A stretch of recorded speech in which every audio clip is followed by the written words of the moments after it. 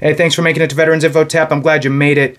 Today I wanted to talk to you about a benefit that many of us are not even aware of, and that is CHAMPVA. That stands for the Civilian Health and Medical Program of the Department of Veterans Affairs, CHAMPVA.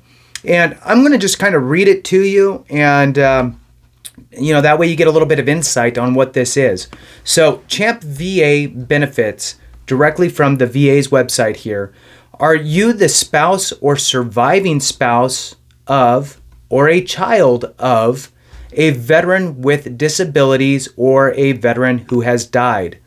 If you don't qualify for TRICARE, so there's a caveat, can't qualify for TRICARE, the Department of Defense's healthcare program for active duty and retired service members and their families, you may be able to get health insurance through the Civilian Health and Medical Program of the Department of Veterans Affairs, CHAMPVA. Through this program, we cover the cost of some of your healthcare services and supplies.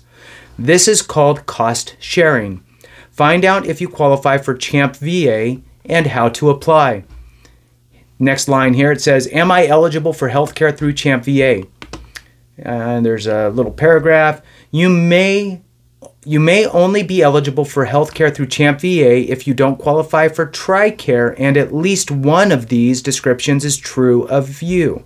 So again, if you don't have TRICARE, you don't qualify for TRICARE, and one of these is true. So there's 4 bullets here. You must fall into one of these buckets.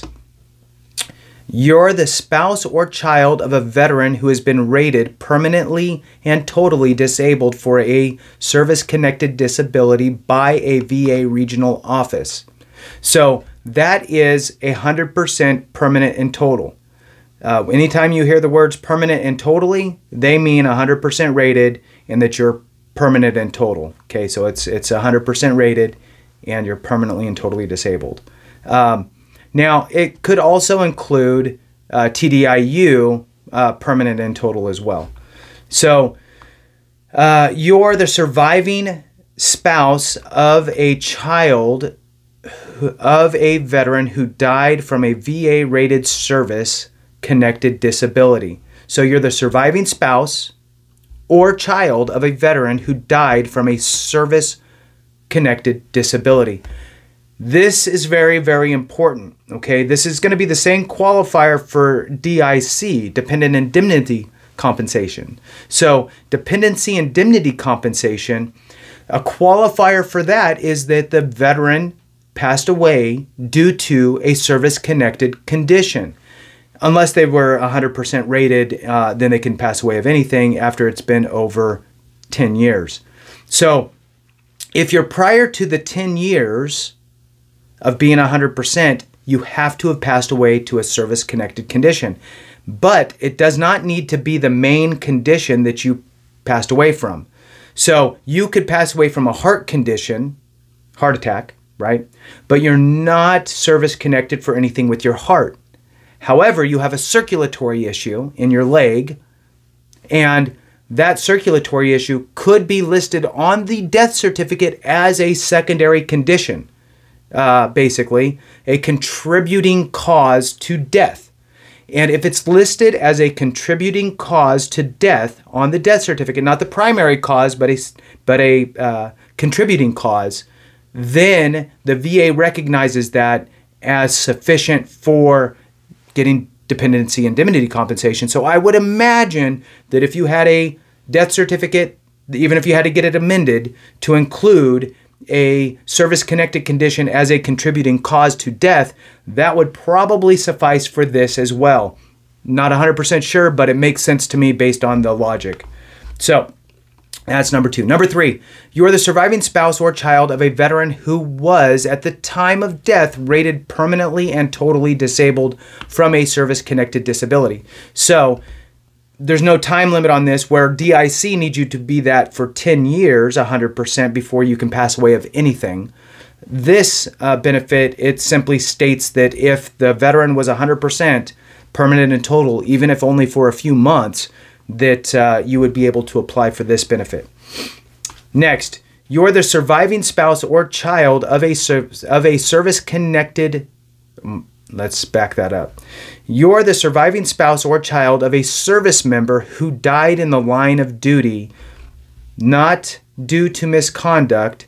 In most of these cases, family members would qualify for TRICARE, not CHAMPVA. But if for some reason they don't qualify for TRICARE, then this would come into effect. As a service-connected disability, is a disability that the VA has concluded was caused or made worse by the veteran's active duty service. A permanent disability is one that is not expected to improve. So that's how you get your permanent, right? There's a note here. It says, a veteran who's the qualifying CHAMPVA sponsor for the family may also qualify for the VA healthcare program based on their own veteran status. If the two spouses are both veterans who qualify for CHAMPVA, who qualify as CHAMPVA sponsors for their family, they both may now qualify for the CHAMPVA benefits. Each time they need medical care, they may choose to get care through the VA healthcare program or using their CHAMPVA coverage. Interesting. So you could do it as a veteran. What else might affect whether I can get CHAMPVA benefits for myself or my family member? There are other factors that may affect whether you or your family members qualify for CHAMPVA. Please click on the descriptions that match your status to learn more.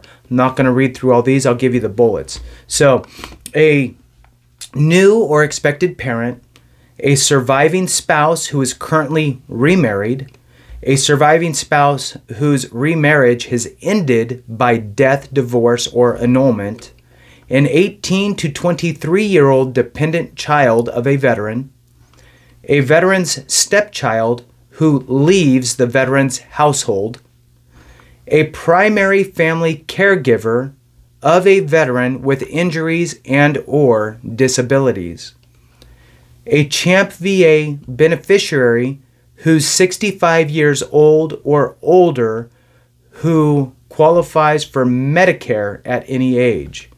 So those are some of the, I guess, questions that you can kind of fall into those different buckets. And on the VA's website, if you searched CHAMPVA VA information, you'll probably land on this page. And you can click on those. It opens it up and gives you descriptions. Like I said, I'm not going to read those now. So what benefits do I get with CHAMPVA?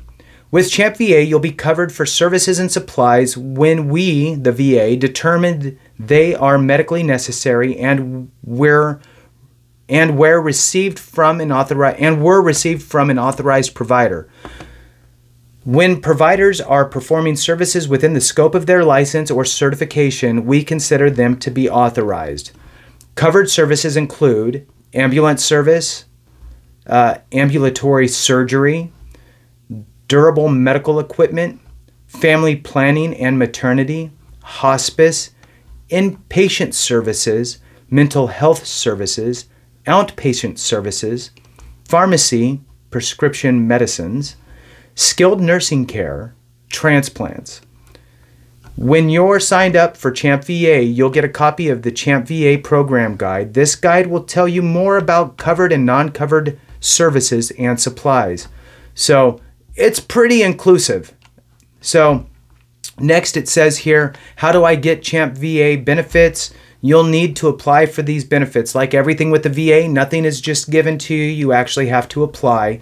The application for CHAMPVA benefits is Form 1010D, as in Delta. So VA Form 1010D.